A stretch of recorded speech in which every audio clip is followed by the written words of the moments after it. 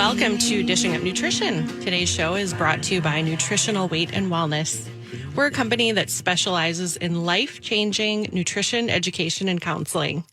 We have an interesting show today. The topic is breakfast.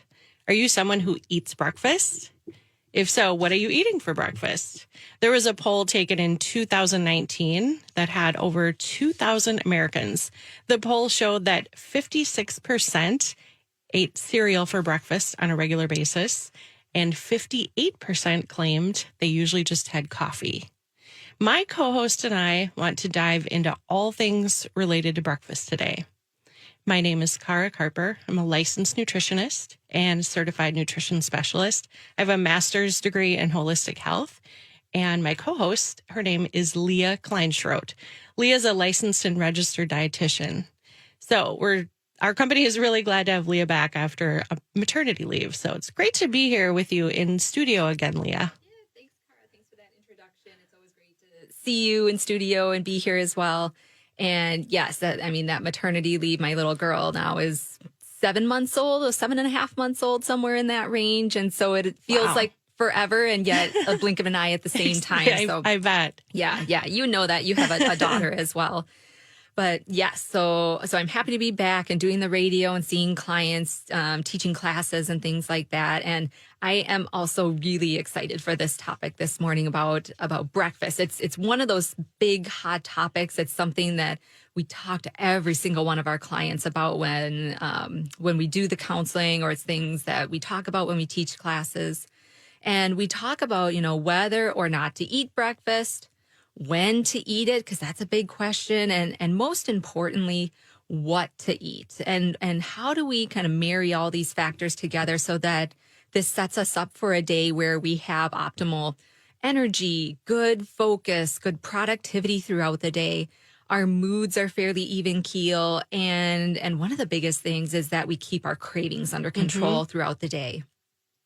So I found in our household, making a real food balanced breakfast a priority, we all benefit. So not just my husband and myself, but especially for my 4-year-old son and Carly. She's not eating. She's eating a couple real foods now. Like it's kind of not there, but she does technically eat right away in the morning too. So Sure. Well, I feel the same way. And I've always noticed with my daughter, she's in elementary school, when she has a breakfast that contains what we're going to talk about today, the protein, healthy fats, and some carbohydrate, but not the processed sugary carbohydrates, I noticed that her moods, her energy, and her focus are so much better. It makes for a happier, more calm household in general. Believe me, I experienced the downside of her occasionally not eating a balanced protein-centered breakfast during the heart of the pandemic, when most kids were switched distance learning at home for about a year. So if she would wake up and didn't eat within about an hour of waking, or if she didn't eat something that had like protein, eggs, maybe cooked in butter with fruit, I noticed she was more crabby, tired, not able to focus on her schoolwork, just kind of like all over the place at home. Yeah, I'm sure you were not the only person in the world to experience that or to notice that with your kids at that point. Definitely. Yes, and those are just some of the benefits of starting the day with a balanced breakfast. So the energy, the focus, the good moods.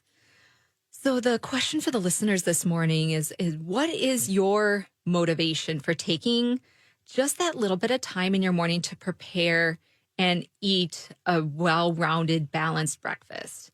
It is just so easy to grab coffee and a sugary muffin at Starbucks, or to be like, I just don't have time, if it doesn't mean reaching into a box and pulling out a granola bar or something like that. But then the question is, on the back end of those decisions, is that really setting you up for your best day? Once you find your personal reason for why making breakfast is important, you'll actually start looking forward to this new healthy habit. And everyone's going to have a different why. Maybe your why to eat a balanced breakfast is that you can barely make it through the day at work because you feel so sluggish and low in energy. Or are you someone who you want to get into the habit of exercising after work, But when you get home, you're just so tired. You just collapse on the couch and just reach in the cupboard for a bag of chips. Well, starting a balanced breakfast habit will give more energy for the entire day and even into the evening hours. Absolutely. And if you are someone kind of like me who struggles with sensitive blood sugars or blood sugars that tend to fluctuate going up and down throughout the day, or you have prediabetes or diabetes, there is a lot of motivation on why to eat that balanced breakfast. The American Journal of Nutrition published a study about this in 2019. The title of the study was Low Carb Breakfast Improves Control of Blood Glucose Levels. We'll talk more about why it matters what we eat for breakfast and how we balance out these meals. But the participants in this study were given 2 different breakfasts on 2 different days. All of their other meals, their lunch and dinner, were identical. Day 1, they gave the participants oatmeal and fruit. Day 2, they gave them an omelet. Then they monitored their glucose levels with a continuous glucose monitor for the next 24 hours. So Cara, in essence, they were comparing a breakfast that was high in carbohydrates and very minimal protein and fat, comparing that to a different breakfast that was rich in protein, fat, fiber, and very few carbohydrates. So what these researchers found was that eating the omelets completely prevented a blood sugar spike after breakfast. And this is the really interesting part, and I love this part. The effect was so beneficial that the overall glucose numbers improved for the next 24 hours. So again, the way you start your day can set you up to be stable or to be unstable even throughout the rest of the day. Now, compared that to the oatmeal and fruit breakfast, that created a significant spike in glucose after breakfast. And I like to point out, because I hear this from clients a lot in terms of, well, I eat my oatmeal because it has so much fiber in it. And fiber, yes, fiber does blunt that blood sugar response when there's enough fiber in there. So you would think, oatmeal, fruit, that should have some good fiber in there. But in this particular study, they found that just that carbohydrate load still spiked those blood sugars up after that meal. And so, again, my guess is those clients or those research participants probably had more unstable blood sugars and kind of felt those effects later on in the day. So as dietitians and nutritionists, we understand the importance of adding protein and especially those healthy fats to stabilize blood sugar levels and also reduce hunger and reduce cravings. Right. When we're talking about this topic today, breakfast and how it can improve and set us up for a good day, it's not just about eating anything for breakfast. What we choose for breakfast really does matter. As mentioned earlier, cereal is the most common breakfast Americans eat. 2 cups of cereal with milk will turn into about 15 teaspoons of sugar in our bodies. Yeah. That's a lot nobody would sit down at the sugar bowl and just spoon 15 teaspoons of sugar into a bowl or into your mouth. Like, nobody would start their day like that, purposefully like that. But so think about the average breakfast cereal. It is made up of about 75% sugar or refined carbohydrates. So you are by far getting a huge bolus of carbohydrates right away in the morning. So spiking that blood sugar first thing in the morning can really set you up and derail the whole day. It creates hunger. Think about an hour or 2 later after a breakfast like that. It sets you up to have more hunger, more cravings for sugar, more cravings for carbohydrates in general, low energy, lack of focus, low moods, and just even that irritability or that hangry during the rest of the day.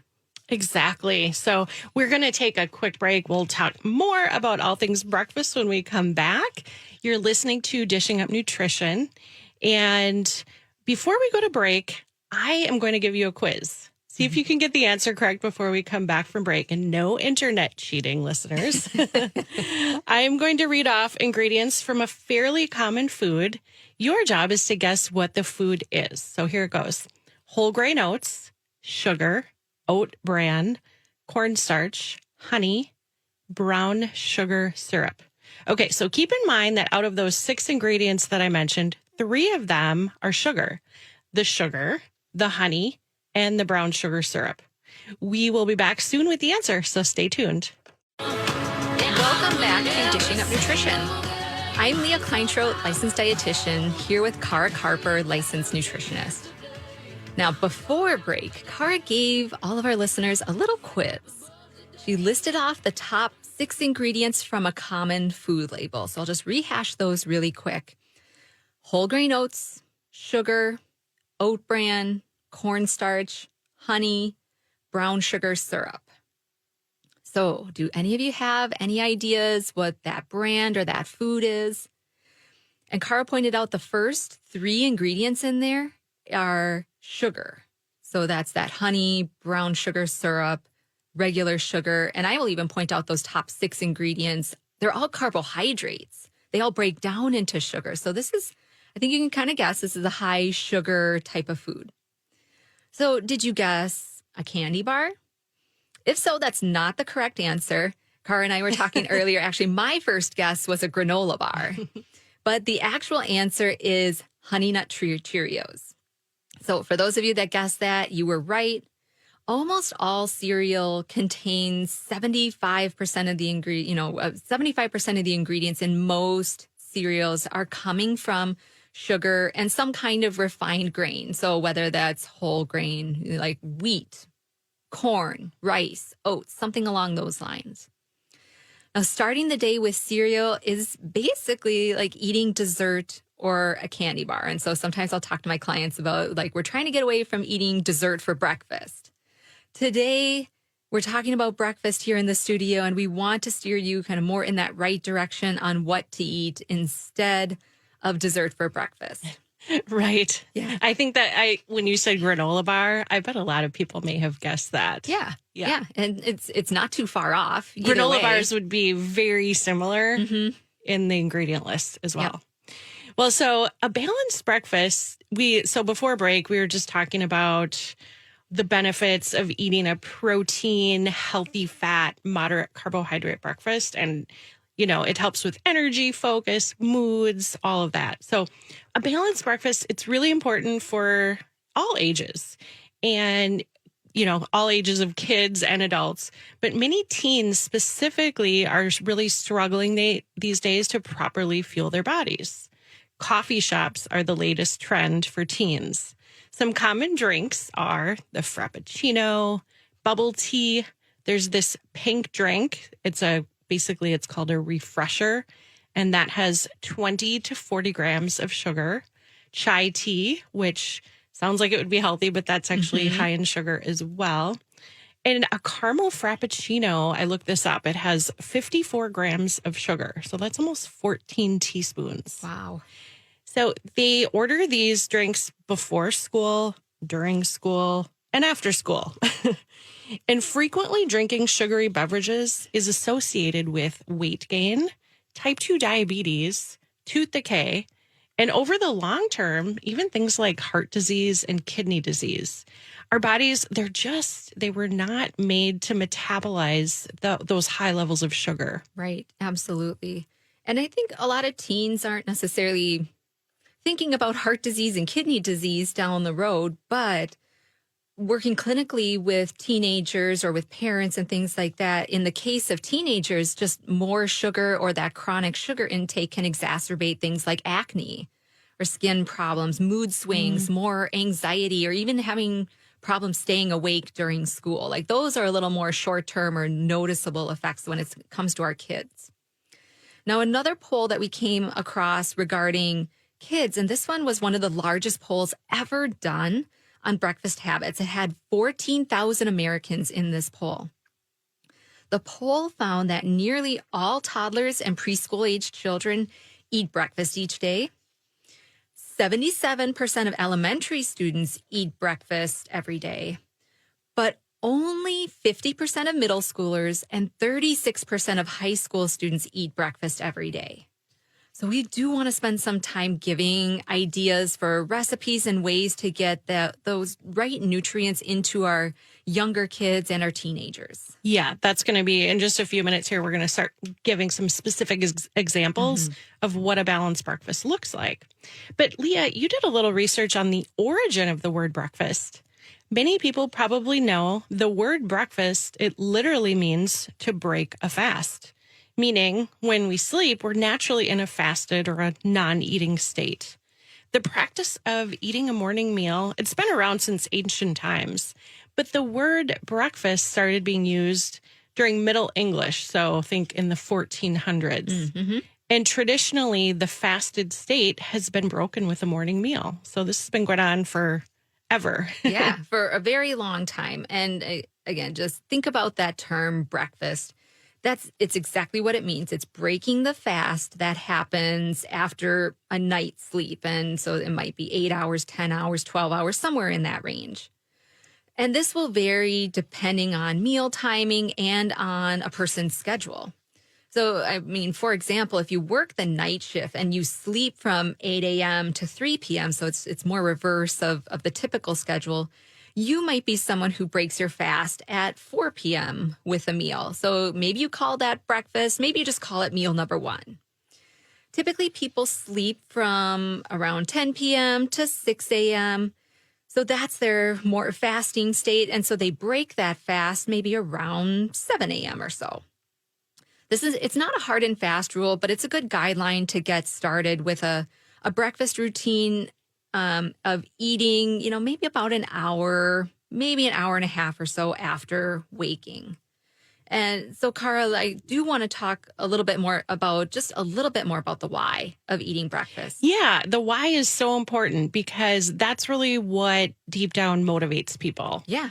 And the key to staying motivated and excited is to know what your personal why is. And client I saw a while ago found her reason why making breakfast was a priority. When she first came to see me, her goals were to lose weight and get nighttime cravings and binge eating under control. And it was those cravings at night that felt uncontrollable for things like chips, ice cream, anything in the snack cupboard. And this was setting her back from achieving her weight loss goal. So even though she tried so hard to eat good during the day. Yeah, that's a super common thing. I hear that all the time, that evening time, the nighttime, that tends to be a really tricky time for clients when they have more of those cravings. It's hard to kind of put the kibosh on just one. That it leads to more overeating. Exactly. And so, well, it turns out she was skipping breakfast because she thought that it would help her to cut calories and help her with her weight loss goal. And what happens to a lot of people when they skip breakfast or any meal is that blood sugar drops too low. And it might not be as noticeable in the morning, but as the day goes on, the blood sugar levels tend to spike and crash pretty rapidly. And so a common pattern that I see is skipping breakfast and then eating a snack or lunch, maybe grazing it all day, and then eating a huge dinner and still feeling like someone is starving before bed. Yep. So we're going to finish this up when we come back from break. And, we've been offering our Nutrition for Weight Loss program for years.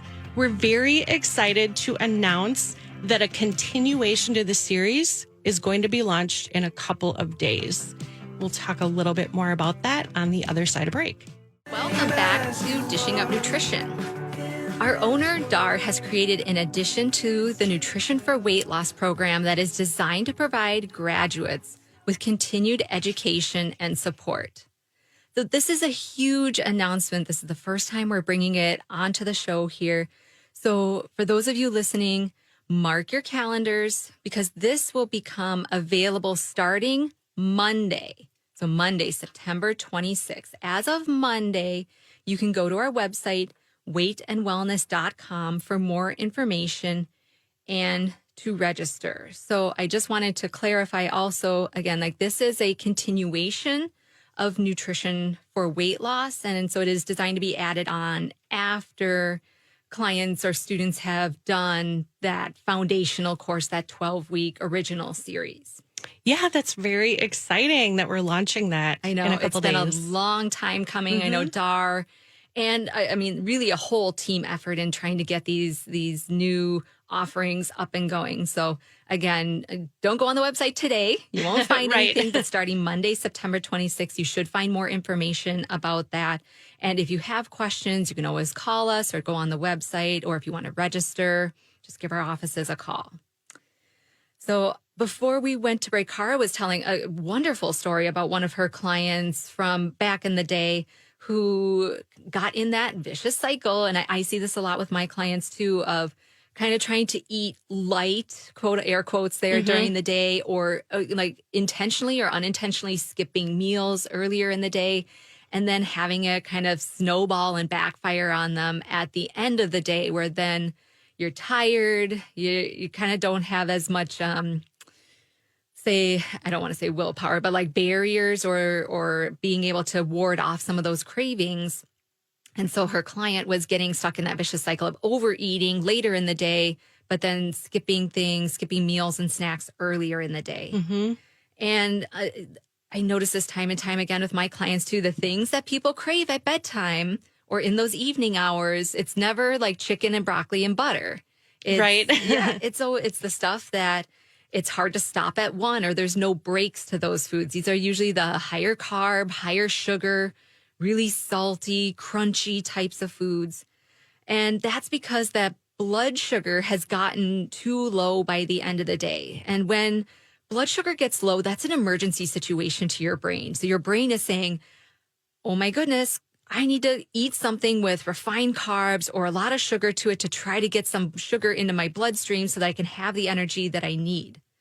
And this will temporarily probably make us feel a little bit better because the body does not like to be in that low blood sugar state. So those signals are sent to eat sugar and carbs to ease the discomfort. But when we're trying to talk about regulating blood sugars or weight loss or things like that, it tends to kind of undo some of those hard efforts that we've put in. Right, right.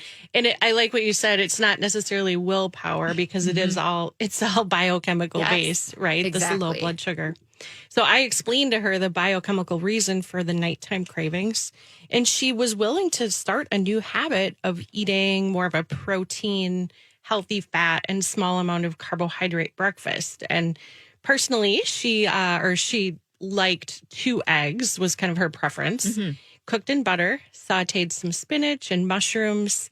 And then she had about a half cup of baby red potatoes, just kind of sliced up and cooked right in the pan. Yeah, yum. That sounds delicious, well balanced. So what did you notice over time as she started to implement that new strategy or that new habit? So it did take her a little while to get into this new habit of making breakfast. She had to first get her grocery list together, get the eggs, the spinach, and the mushrooms. She even bought a new omelet pan so she could cook her eggs. And once she got into that regular habit, she just noticed pretty quickly not being as hungry the rest of the day. She noticed she wasn't overeating when it came to dinner time. And after dinner, she wasn't raiding the freezer or the cupboards for snacks and treats. And it was that eating more frequently throughout the day that led her to not want to indulge at night. And because of that, she naturally started losing weight. Yeah, it makes a lot of sense when you can kind of reverse engineer those days a little bit more and spread out some of that nutrition throughout the day. And that's a really fantastic story, Cara. I love that. So another reason to eat a hearty, protein-filled breakfast with, eggs, turkey sausage, or starting your day with a protein smoothie is so that you have that energy and focus throughout the day.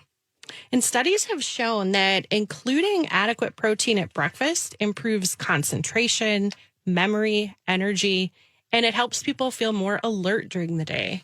Protein is made up of amino acids, things like tryptophan and tyrosine. Those are the building blocks of our neurotransmitters in our brain that help us to feel more alert, happy, and relaxed. Personally, as someone who's struggled with anxiety and depression, I have learned over time that I have a lot of control over my moods. It's not set in stone that I'm going to be fluctuating. If I start my day out right, like by eating a balanced breakfast, sets me up for the whole day to have more stable moods And I can avoid either feeling anxious or really down in the dumps just based on what I'm eating. Hmm. I am the exact same way, Cara. I notice that too, especially if I start to push breakfast off a little too long in the morning. I can feel more of like that adrenalized state or more some of that anxiety starting to bubble up a little bit more. So that's Sure. always my signal to me to say like, you need to stop whatever it is you're doing, because right now the more important thing is that you need to feed your body and feed your brain right now. Hmm. Yes. So there are even more health benefits to eating a real food breakfast. So in fact, Cara and I found a meta-analysis from 2019. So what that means is they just took a look at a bunch of different studies and tried to combine all those results. So they had data from 4 different studies that included almost 200,000 participants. So again, this is a huge amount of data to look at. And the data showed that skipping breakfast increased the risk factors for obesity, high blood pressure, diabetes, and poor cholesterol numbers. That was super interesting. And we found that research in the 2019 publication called the Journal of Cardiovascular Development and Disease. Leah, what about those folks who are in the habit of skipping breakfast? You know, we talked a little bit about that earlier. How do they make the transition to start a new habit? Because I'm guessing it might sound like a challenge for some of our listeners who are currently not eating breakfast. Absolutely. I think I talk to my clients, those morning habits that we have are so foundational for our day. And when you have great habits, it really sets you up for a great day. But when you have some habits that are not serving you, they can be challenging, to say the least, to make some of those changes because, some people just aren't hungry in the morning for breakfast, or it's a time issue. They're trying to rush off. They try to get their kids to school, get themselves to work. And sometimes they just don't feel that urgency or that motivation to prepare breakfast, especially if they're running low in energy. How many of our clients come in and they haven't slept well? They haven't slept well for months or years, or maybe maybe it's more recent, but not sleeping well. You have low energy in the morning. Why would you want to take even a few extra minutes to prepare a breakfast? Right. And maybe they're trying to sleep in if they're sleep deprived. Absolutely. Yeah. Hit the snooze button 5 or 6 times. So it can definitely feel overwhelming, especially if someone doesn't know what to eat. So I just try to start with people of keeping it very simple when you're short on time or energy. One of my favorite simple breakfast recipes, it's our protein shake. So this works really well for someone who isn't hungry, because we hear that as well, right? Like, I'm just not hungry in the morning. I can't imagine making an omelet. So for someone who doesn't want to eat maybe solid food, it might be easier to transition from not eating breakfast to sipping on a protein shake, instead of like a full eggs and sausage breakfast. Yeah, I talked with my clients all the time about that too. Yes, that sometimes a liquid breakfast like that can be easier to wrap your head around as opposed to a breakfast that you have to chew. So most of our recipes that we will be talking about here are on our website. So that's weightandwellness.com. There's a recipe, tab on the top, and there's even a tab specifically for breakfast. So sticking with that theme of protein shakes, there is, we were just taking a look through some of our recipes as we were preparing for the show. We have over 10 delicious smoothie recipes, and this ranges from pumpkin smoothie, so 'tis the season for everything pumpkin right now, to peanut butter and jelly, and even chocolate mint. Our original signature smoothie recipe is at the very bottom of the breakfast recipe page. So scroll all the way to the bottom. You can't go wrong with a good berry smoothie. It's super easy. And I did just want to point out too that when we talk about smoothies, I'm not just talking about fruit and almond milk. Like, that is not a balanced smoothie, and that will definitely not keep you full and satisfied and keep your blood sugar stable. We want to make sure those smoothies have an element of protein in there, whether it's yogurt, a good quality protein powder, or both of those things. And also, we want that element of fat in there as well, that canned coconut milk, nut butter, whatever that might be. And when I started making protein shakes, when I first started working for Nutritional Weight and Wellness, I found it really easy to just get out the big blender instead of, making one every single day. I wanted to consolidate that time. I'd get out the big blender and make a handful of them at a time, 3, 4, 5 of them at a time. put them in glass jars, like mason jars, stick them in the freezer, and just take them out as I needed them during my week. And usually it worked well if you take them out the night before and stick it in the fridge. Oh, that's such a great idea, right? Instead of like getting up like extra early to make it every morning, it's already made. I think that's so important for someone trying to get into that new breakfast habit. Yep, absolutely. So we'll talk more about some wonderful recipes and ideas, but first we need to take a quick break. You're listening to Dishing Up Nutrition. I'm Cara Carper, a licensed nutritionist. I'm here today with Leah Kleinschrodt, licensed and registered dietitian. We are on a mission to make eating veggies easier and more flavorful, and we have a virtual cooking class that's all about vegetables. Are you someone who doesn't like vegetables very much? If so, we've got you covered. Leah will share more after this break. Welcome back to Dishing Up Nutrition. Our culinary expert, Chef Mary Ann, will be teaching a virtual class this coming Wednesday, September 28th at 6 p.m. That's Central Time. It's called Vegetables, Raw, Roast, Steam, and Saute. Wondering how to get more veggies in throughout the day and how to prepare them so that they taste delicious? This is the class for you. And Marianne is so knowledgeable, so wonderful, so passionate about produce and how to prepare things and making it really accessible for people. So if this sounds interesting to you, you can read more about this class and register on our website at weightandwellness.com. And you just click on classes and there'll be everything that you need to know about our cooking classes. Marianne's great. And we were hoping she could join us today, but I believe she's out of town, but she did weigh in and give us some tips for today's show. We're incorporating some of Marianne's ideas. Yes. So thank you, Marianne. Yeah. So Marianne, in essence, is still with us here today. Exactly. So, okay, we were talking about how do we balance out the breakfast, and it really, here's a good rule of thumb. It gets down to the magic number 3. So our breakfast should have 3 components: quality protein, and that's for metabolism, energy, and focus; healthy fats. We do not want to forget the healthy fats. That's what's going to keep us feeling full and satisfied and give us stable energy and moods; and carbohydrates. And ideally, not from a refined grain source, but more from vegetables and or fruits. And we'll talk about some breakfasts that do have some grains or starch, and that's fine in moderate quantities. But what we want to get away from is the habit of just grabbing only a grain or a starch. Like, we don't want that cold cereal. We just don't want to grab a piece of toast or have pancakes, because that is the breakfast that sets us up for failure as far as like cravings, low energy, things like that. Yep, absolutely.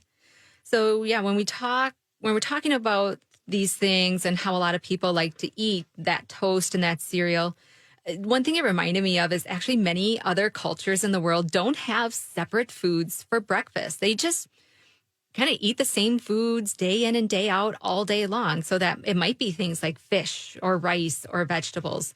It's more of our Western culture that we've just become used to eating specific breakfast foods like the cereal with milk, which really probably shouldn't be called breakfast. Because those things really do have the same amount of sugar as a dessert. Great point. And heating up dinner leftovers, that's a fantastic and a simple way to have breakfast. I remember my mom used to eat, she would say, I'm having leftover hamburger and a leftover veggie for breakfast. And she would heat that up. And one of our nutrition educators cooks up pork chops on the weekend, and that's her protein choice for breakfast. Yeah. Sometimes it just takes hearing some of those ideas to jog that brain or just to plant that seed and be like, oh, yeah, like we're just trying to eat real food all day long. And we don't have to compartmentalize some of these things into breakfast boxes. So we're going to talk just about a few other simple breakfast ideas. On our website, we've got a couple of these. We've got a couple protein muffin recipes. Super tasty, easy, especially if you can prepare them ahead of time. They're great warm or cold, honestly. I like mine warmed up with a little bit of butter on there. And actually, I just made our banana muffin recipe the other day. Did you? We needed a rainy day activity with me and my son. So we made the banana muffin recipe. Oh, that's great. Yeah. Here's a couple more simple suggestions. So boiling eggs, I usually boil a dozen eggs on the weekend. And I even often, I keep them in cold water in the fridge. But if I really want to prepare for like a rushed morning, I'll even peel like 2 or 3 the night before. Yes. So there's nothing for me to do in the morning. Yep. They're ready to go. And then the carbohydrate, I would just grab like a small apple and eat maybe 2 tablespoons of nut butter or a handful of nuts, usually about an eighth or a quarter of a cup. Plain whole milk yogurt is a second option, and you can add a little bit of sweetener. I sometimes will put a flavored protein powder and stir that in, and add fresh or frozen berries and chopped nuts or seeds. And then a similar breakfast to the yogurt would be half, maybe 2/3 cup of full fat cottage cheese. That gives a great amount of protein. And then I would pair that with a half cup of fruit and again, nuts or seeds. So all really simple and quick. Yeah, simple, quick. I mean, really less than 5 to 10 minutes in the morning. And I would even argue a lot of those like 2 or 3 minutes. I mean, set your timer even. See how long it would take you. And eggs are really a great protein source for breakfast. It's one of those ones that we tend to go to. And there's so many ways to prepare them. If you are more of that fan of making things ahead of time, we do have 2 great recipes on our website. The egg bake recipe is on there, as well as the sheet pan frittata. Again, really great, especially if you can just make those up on the weekend. You get your veggies in there. You kind of get everything in one fell swoop. Maybe you're pairing a piece of fruit with that, but easy peasy to either microwave before you leave for work, or even something that you can package up, just bring with you to work, eat it when you're there. Yeah. In fact, I had a client who used to make that egg bake recipe, and she would just like put it in a container in the morning and then heat it up once she got to the office. But there are folks who either don't like eggs. There's people that have egg allergies. Maybe you're like me and you just can't imagine yourself eating eggs every single day for breakfast. So there are non-egg options. We've given a few, like the protein muffins, the protein shakes, the yogurt, the cottage cheese. Another one that can be made ahead of time is our turkey sausage recipe. And that's also on our website. And those you can make in bulk, and you can even freeze those. And I know some people take those as a snack as well.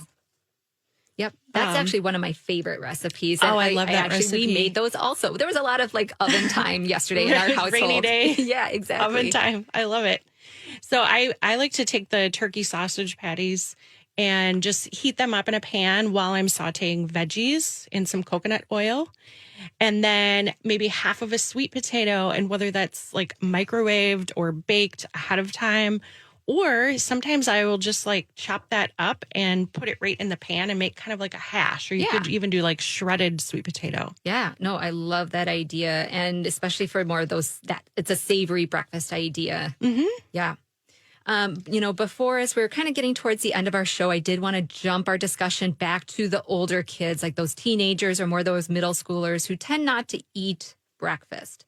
So a couple of ideas that, if I'm meeting with a teenager or say with their parents or with both of them, some of the common ideas that we'll throw out, I do really like the protein shake idea for those teenagers, because it's, you can make several ahead of time. And you can freeze them, thaw them out as you need them. It has all the components that we need. As you mentioned, Car, we want that protein, those healthy fats, those good carbohydrates in there, everything in one jar or one container. So there's no extra thought that has to go into it right away in the morning. Yeah, that's a great one. I mean, the teenagers I'm sure that you've worked with have typically loved that protein shake option, or the protein muffins, again, that are on our website. And some are under breakfast, some are under snacks, I believe. There's also on our website protein balls and protein cookie dough bites. Yes. Yeah, no. And again, those are some of my favorite ones. And for the teenagers and or adults who just are not used to that breakfast habit, sometimes even wrapping your head around, instead of trying to wrap your head around starting with a large meal or like trying to think about trying to get that meal in, sometimes it's like, okay, I'm just going to start with a snack early in the morning. That's a good transition. Still even a balanced snack. And that's where those protein balls really come in handy. And, you use a little bit of protein powder in there for the protein, usually some kind of nut butter for the fat, and then the carbs, like some kind of oats, maybe a little dried fruit in there, but really customizable. Exactly. And then if there's a little bit more time, cooking up scrambled eggs with cheese, a lot of teens like that, or an omelet, whether the parent's doing it or the teen might be cooking their own. Mm-hmm. All of my friends from college have teens, and I had one of my friends said, my husband cooks a big breakfast every morning for my son, who's a high school senior, and he plays football. And so, eggs with some nitrate-free bacon or sausage. And he likes eating that way because it helps him to have energy, both for school and for football. Mm-hmm. So I loved that example. Yeah. And it sounds like for that particular teenager, he found his why for eating breakfast. And so he was happy to do that because he really saw the benefits of doing that. Exactly. And that's really what it all gets back to, is figuring out, listeners, what is your why? What is your motivation for starting a new healthy breakfast habit that contains the protein, fat, and healthy carb? Our goal at Nutritional Weight and Wellness is to help each and every person experience better health through eating real food. It's a simple but a powerful message. Eating real food is life-changing. So thank you so much for listening, and hope you have a wonderful day. Thanks.